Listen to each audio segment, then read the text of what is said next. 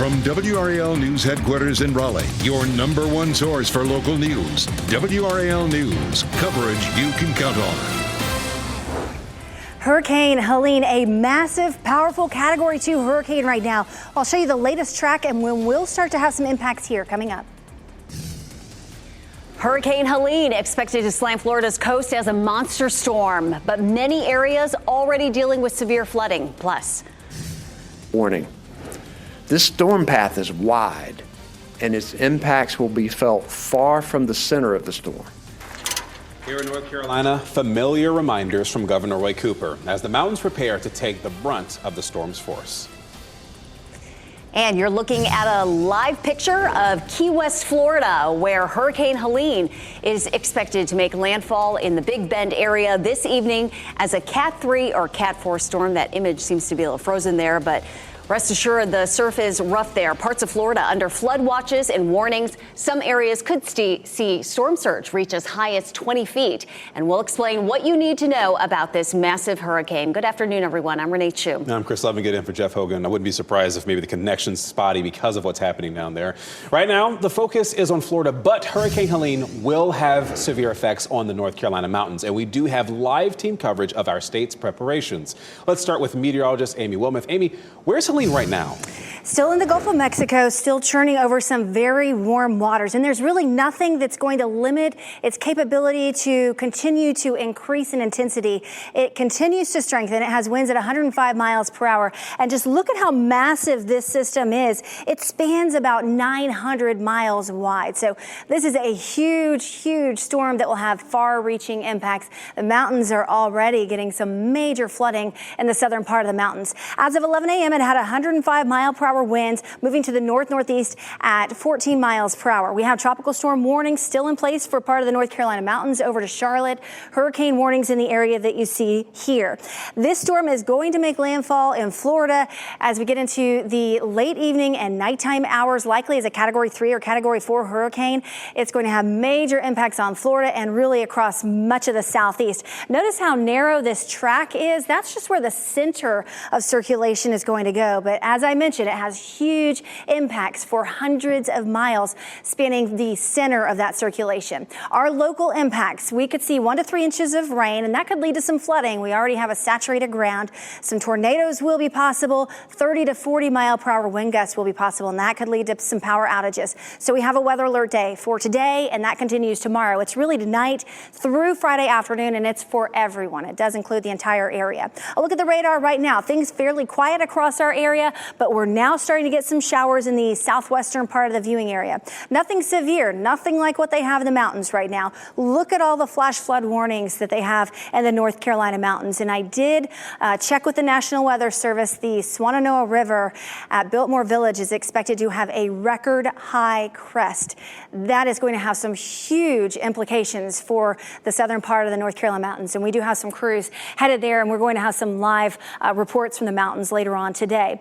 There's the center of circulation down here, and just look at all of the rain. We also still have that stalled frontal boundary, so the mountains have been getting rain since yesterday. Tornado watches from Florida all the way into South Carolina at this point. Rainfall totals, they've already had 6 to 8 inches of rain in the last 24 hours in the area that you see right there in the North Carolina mountains. For us, we're expected to get about 1 to 3 inches. So heavy rain for the mountains through the day today. We'll have some scattered storms here as well later on this afternoon and this evening. Isolated tornadoes possible. A little bit of a break tonight, and then the heaviest rain and the strongest winds and maybe some isolated tornadoes come right during the morning commute. I'll have more on our local impacts, the specific wind impacts we'll have coming up in just a little bit. Amy, thank you. Moments before this newscast, Governor Cooper gave a live update on efforts to keep North Carolinians safe. He already declared a state of emergency, activating swiftwater and urban rescue teams. WRAL's Laura Leslie was at the Emergency Operations Center for that news conference. She joins us live now. Laura, we understand the governor has also deployed 175 National Guard members. That's right. You know, he's urging caution, especially for people who live in the foothills and the mountains as Helene gets closer to the state. And he said storms in the mountain require different emergency response resources, and he says those resources are ready to go. State leaders say 16 North Carolina swiftwater teams are stationed in potential danger areas. 3 more teams have been brought in from New York, and Indiana, and Illinois through the state's mutual aid compact, so they're ready to go too. Also, 3 urban search and rescue task forces are activated to respond to landslides and structure damage that could be caused by Helene. In 2021, you might remember Tropical Storm Fred that caused historic flooding in western North Carolina, claimed 6 lives and destroyed or damaged more than 1,000 structures. Governor Roy Cooper said they're preparing for a similar outcome from Helene. When tropical weather crosses into our mountains, it can be deadly. Just a few years ago, Tropical Storm Fred shocked our mountain regions with torrential rain, sweeping away homes, bridges, and lives. With Helene, this can happen again. Cooper urged residents in western North Carolina to evacuate any areas that flooded last time. He said shelters are already open, in Avery, Buncombe, and McDowell counties, and they're prepared to open more shelters as the waters rise. He also said even here in the Triangle, already saturated soils will make power outages an even more prevalent problem. Laura Leslie, WRAL News, live in Raleigh. And happening right now in the WRAL Live Center, we want to take you out live to Naples, Florida. This is on Florida's west coast. This is the Naples Pier. You can see a lot of people there enjoying the sights of the waves and the sunshine, but you can see just how big those waves are. Helene is right off the coast. We're learning that storm surge from Helene could be unsurvivable along Florida's west coast. Florida Governor Ron DeSantis said in a storm briefing that northern Florida has not had a major hurricane hit in quite some time, and nobody in recent memory has seen a storm of this magnitude. This is going to be a very big storm. We're also learning today that Blue Ridge Parkway here in North Carolina has closed, saying these severe weather closures are full closures for all public use. The entirety of the parkway right now shut down. Michelle, thank you. Helene's approach is unsettling for people who remember how the remnants of Tropical Storm Fred devastated western North Carolina in 2021. Laura talked about it. Let's show you. That storm caused deadly floods and mudslides in communities including Canton and Haywood County. WRAL's Chelsea Donovan is live with how swiftwater rescue teams are preparing to handle possible historic rain. Yeah, just a few moments ago, Chris, about 30 firefighters, EMS, and rescue crews left this training center here near downtown Raleigh, and they're headed 6 hours west to Waynesville, that is in Haywood County. You can see one of the boat teams here is just getting ready to hit the road, heading that way where they will start their, necessary precautions and staging for the next week in that area. Now, we were there this morning as they loaded up their tractor trailers, their boats, and all of their tools and baggage for this 6-hour trip. They plan to stay a week, assisting with the local municipalities in structural rescues, but also water rescues if needed. Now, these teams are made up of Raleigh firefighters, Durham firefighters, and teams from Chapel Hill as well. They undergo extensive training for these types of disasters and realize that time is of the essence, especially in a mudslide or water rescue situation like we've seen in the western part of the state. And people, they may need medications, they may need food, and when they become isolated in an event such as a flood or a mudslide, it becomes very timely to access those people and evacuate them, and we have that capability to do that as well.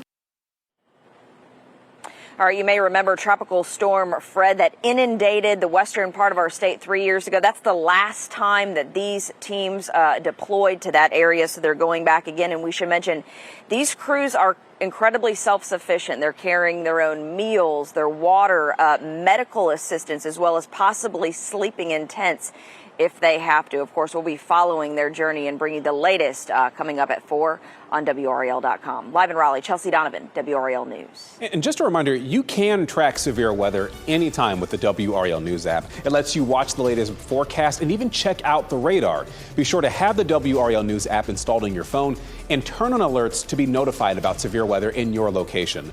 The WRAL News app is available for Apple and Android devices. This afternoon, President Joe Biden and Vice President Kamala Harris will announce an executive order to address emerging firearm technology and improve active shooter drills in school.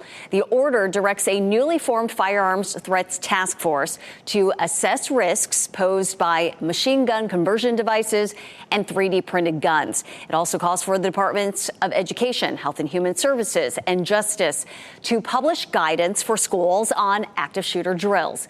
Today marks 1 year since the White House Office of Gun Violence Prevention was formed. Harris oversees that office. We have been watching the House task force investigating the assassination attempts of former President Donald J. Trump. Now, the group opened today's hearing suggesting the Secret Service is at fault for the Pennsylvania case. The bipartisan panel is investigating both that case and the Florida case. A Senate report says the Secret Service made, quote, preventable mistakes. Pennsylvania law enforcement officials are expected to testify on Capitol Hill, but no Secret Service members are expected to testify. The Federal Trade Commission is cracking down on businesses that use deceptive artificial intelligence to lure customers. The FTC took action against companies it said used AI to trick, mislead, or defraud. The alleged schemes included use of an AI tool that enabled customers to create fake reviews, advertising for the world's first AI lawyer, and AI-assisted e-commerce businesses, all of which are illegal, failed to deliver, and defrauded consumers of millions of dollars. First, news of an expected indictment, and now the FBI seized his cell phone. We're looking closer at the case of New York City Mayor Eric Adams. Plus, Hoda Kotb is stepping back from her duties as the co-host of the Today Show. We are bringing you her bittersweet message on making the choice.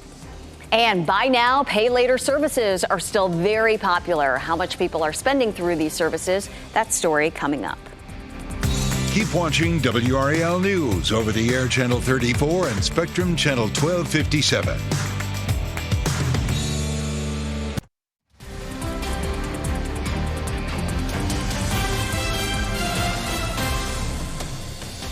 Welcome back. You're looking live at Fayetteville. We have gray overcast skies. The rain has not started, but we will start to see the rain from Helene later on today. You're watching WRAL News, available on Spectrum and the WRAL app on your TV or streaming device. New York City Mayor Eric Adams vows to fight as he faces federal charges amid a series of high-level resignations in his administration. As NBC's Laura Jarrett reports, the indictment is sealed and it's unclear what charges the mayor faces. I know I am innocent. This morning, embattled New York City Mayor Eric Adams denying wrongdoing as he vows to fight for his job and against any criminal charges. I will fight these injustices with every ounce of my strength and my spirit. The Democrat expected to face federal charges in New York as soon as today, according to two sources familiar with the matter. The precise charges are unknown as the indictment remains sealed, but WNBC has reported a long-running federal corruption investigation has raised questions about whether Adams' mayoral campaign received illegal donations from the Turkish government.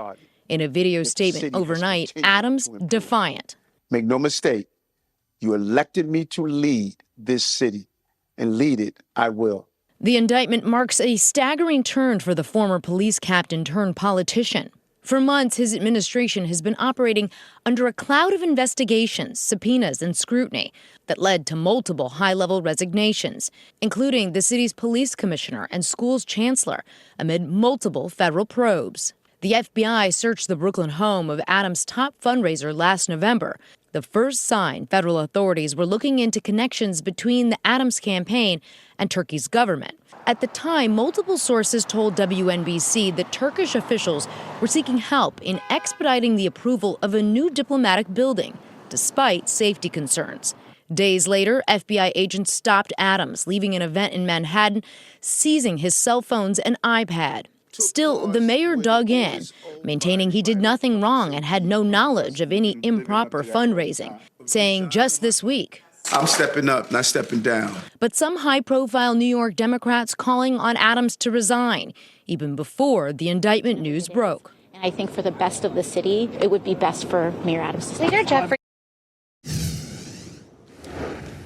That was Laura Jarrett reporting. A New York appeals court is set to hear arguments today on former President Donald Trump's $454 million civil fraud judgment. The former president wants the case overturned. His lawyers argue the monetary penalty is unconstitutional and that most of the evidence is too old. But no decision is expected before the election. Hoda Kotb is leaving her anchor role at Today, but she is staying with NBC. She announced her departure this morning, surrounded by the morning team, and there wasn't a dry eye on the Today Show set. I decided that this is the right time for me to kind of move on. And then I thought about, obviously, I had my kiddos late in life, and I was thinking that they deserve a bigger piece of my time pie that I have. I feel like we only have a finite amount of time. And so, with all that being said, this is the hardest thing in the world because Hoda says she made that decision after recently turning 60 and thinking about what her next decade will look like. Hoda says she realized that it was time to turn the page and try something new.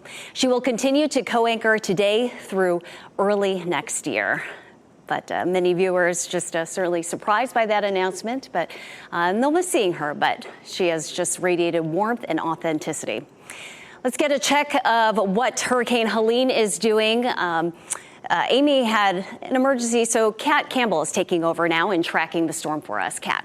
And Hurricane Helene, I mean, it is a large storm. Not only is it a powerful hurricane, but just the size of the hurricane, also quite impressive. It's moving rather quickly at about 14 miles per hour, and it's going to pick up some speed as it moves inland into Georgia. And that's one of the reasons why we expect some hurricane force winds to make it so far inland in Georgia. Let's talk about the mountains. Conditions quickly deteriorating there. I was just talking to one of my good friends who lives in Asheville. She is home for the next 24 hours. She said most things have been shut down, and that's luckily what a lot of people are doing, staying home, because flash flood warnings are already in effect there. We did have some tornado warnings earlier. Not a lot of rain here yet, but as we get toward the evening commute, I do think that there will be a pretty good chance of some rain and thunderstorms out there. So the rain band that we're watching moving through the mountains right now, an intense one, some of the worst rain moving through Statesville right now, up to the north toward the foothills. A brief break in the rain in Asheville, but a lot more coming.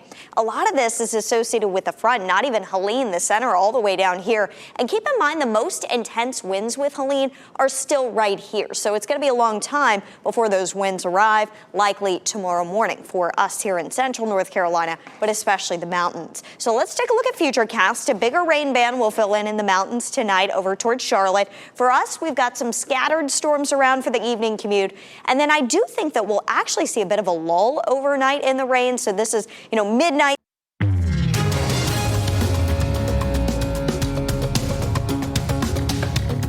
The maker of ChatGPT is turning into a for-profit business. OpenAI would keep its nonprofit segment as a separate entity. Sources say the new structure would be more straightforward for investors and make it easier for employees to realize financial gains. CEO Sam Altman would receive equity in the company for the first time. Recently, OpenAI's chief technology officer announced that she's leaving the company.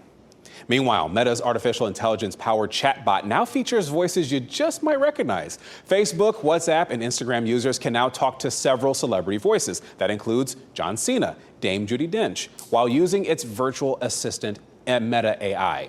Users will be able to pick which celebrity voice they want to hear, and you can pick a non-celebrity voice if you want that too. Meta is reportedly paying celebrities millions of dollars to use their voices. Shoppers are expected to spend $18.5 billion through buy now, pay later services this holiday season. That's an 11% increase from a year ago. Business experts warn people against using credit cards to make that type of purchase because both accrue separate interest fees. Speaking of the holidays, UPS plans to bring on more than 125,000 employees to deal with the demand.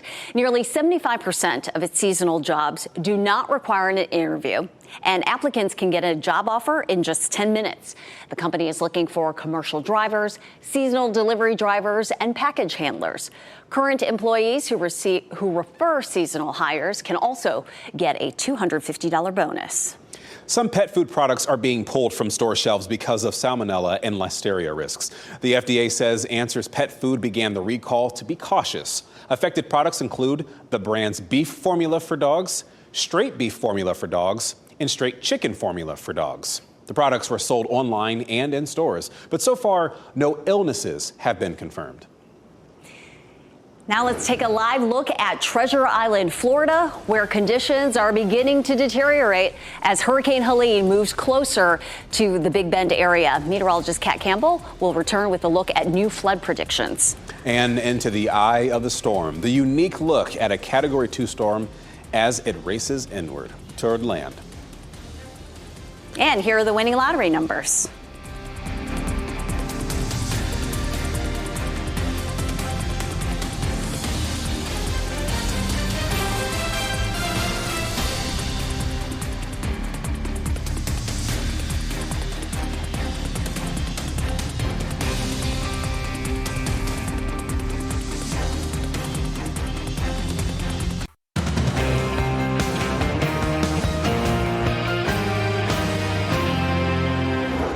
What you're seeing on your screen right now are radar images of Hurricane Helene. 61 of Florida's 67 counties are under evacuation orders. Coastal waters are expected to continue to rise as the storm moves north.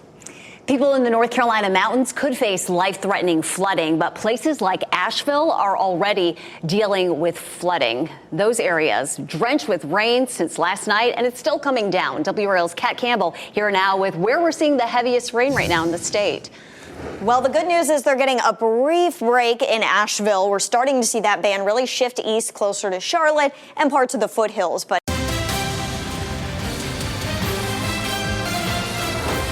the CDC says a 10th person has died as a result of the Boar's Head deli meat listeria outbreak. The latest death happened in New York. The outbreak has caused at least 59 illnesses in 19 states. It also led to a shutdown of the company's plant in Virginia. Boar's Head faces several lawsuits that were linked to the deaths and illnesses. A federal judge says the EPA needs to increase regulations on fluoride in drinking water. That's because of the effect on the intellects of children. The judge also says more research shows the chemical could lower an IQ for a child. Now, the order did not include specific regulations for the EPA to implement. In about 30 minutes, we expect to learn more about a major economic investment for Wake County today. Siemens Energy will talk about the new investment at its upgraded facility in Wendell this afternoon.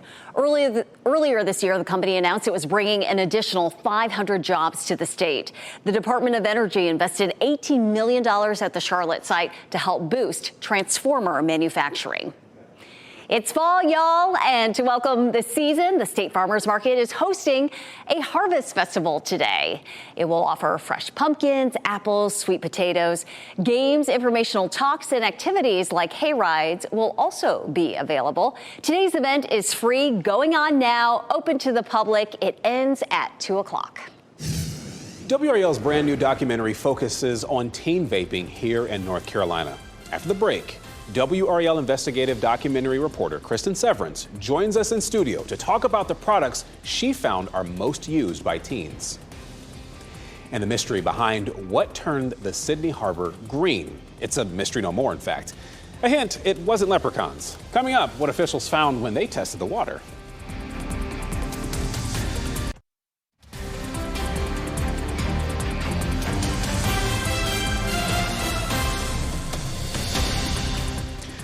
Looking outside right now at Raleigh, some overcast skies there as we continue to track Helene and the effects that we could see here in the Triangle. Make sure to stay with WRAL News as we continue to track that. Flavors are a big reason young people are vaping. That's according to a recent survey by the state. In fact, 90% of high school students who vape use flavored products. Teen vaping is actually the focus of our brand new documentary airing tonight, produced by Kristen Severance. Kristen, thank you so much for joining us. You've been working very hard on this story. We really have. I want to show you these products first. So these are some of the most popular products, Chris. You can tell, you can see the colors. They are all flavored. They're small, they're sleek, and these are some of the most popular products that young people buy. Now, we sent a young person into several stores. She was able to buy all of these products without an ID. 10 out of 12 shops did not ask her for an ID. Now, vaping continues to be a big problem among young people in this state. 3 kids in every high school class across North Carolina currently vape. Advocates say while federal law to buy tobacco products is 21, North Carolina is still 18. Here is a very short clip from tonight's documentary. I think it's so popular due to how vape companies market. They specifically set out for teenagers because they use enticing colors and enticing flavors. Flavors maybe like fruits or candy, and different flavors like pina colada or blue raspberries. Like berry and grape. Cherry, banana, grape. However, it's more widespread than it ever was, simply because of the quantity that's being produced. Earlier this afternoon, lawmakers made an unexpected move to create new regulations around vaping. There is new legislation in North Carolina. A bill on the way to the governor's desk tonight would ban the sale of any vaping products that are not already approved by the FDA. What do you think about that? I think this is really important to sort of clear the air on this issue, no pun intended. So this bill, you have to have FDA authorization to sell your products here. Right. All of those products are owned by Big Tobacco. Getting that something. So isn't this just helping Big Tobacco? I don't know if I can answer that question. Talk about these companies. Are they marketing to kids? Hell yeah. All day long. The bottom line is that these vape companies are concerned with making money. They could care less if they kill your kid along the way.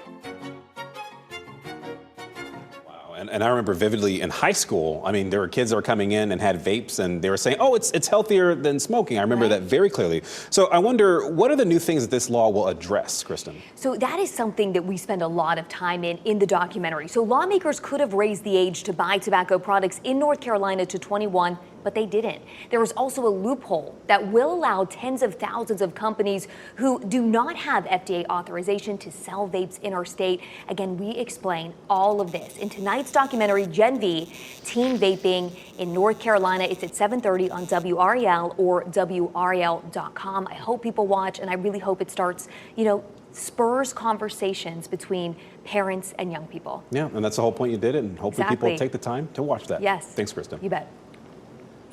Turning people's attention back to Hurricane Helene, Florida bracing for the arrival, which is forecasted to be a powerful Category 3 or 4 storm when it smashes into the state's panhandle. On Wednesday, a National Oceanic and Atmospheric Administration hurricane hunter flew directly into the eye of the storm. The crew gathered data as the storm churned toward Florida with catastrophic force. Footage of the storm revealed the stark contrast between the tranquil center and its turbulent outer bands.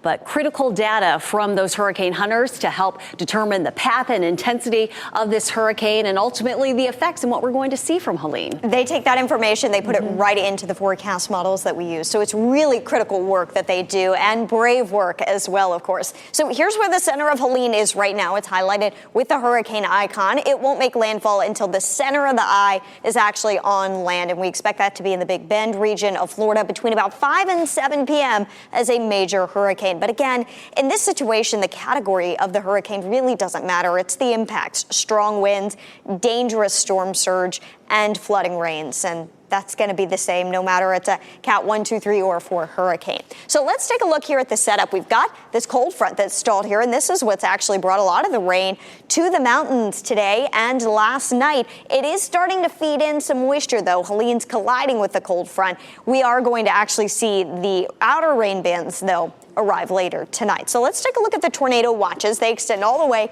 into upstate South Carolina, all the way down to Miami. This is the concern. This is the new piece of information that we have in the forecast today. The tornado threat is increasing here in our viewing area.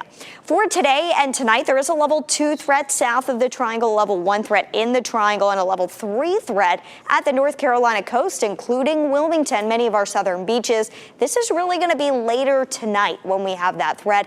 And tomorrow is when I'm more concerned here in our viewing area, specifically the level 2 threat for the entire viewing area. Isolated tornadoes possible and the timing really looks the highest risk between 6 a.m. and 2 p.m. tomorrow. So let's take a look at futurecasts here. As we move through the evening commute, we are going to start to see more showers and storms arrive here locally. Still rain ongoing in the mountains pretty much all night. We should get a break from the rain, though, after midnight up until this rain band arrives. This is the problem. This is the big concern. Isolated tornadoes, flash flooding, and strong winds possible in this rain band right here. And it starts to move in tomorrow during the morning commute. And the worst impacts around the triangle should be between about 8 a.m. and 11 a.m. tomorrow. 10 a.m. you can see that rain band moving right through Raleigh. And then our eastern counties, Rocky Mount, Wilson, up into Halifax. The main concern there is probably going to be about noon to 2 o'clock. I think after 2 o'clock, we should begin to see some improvements.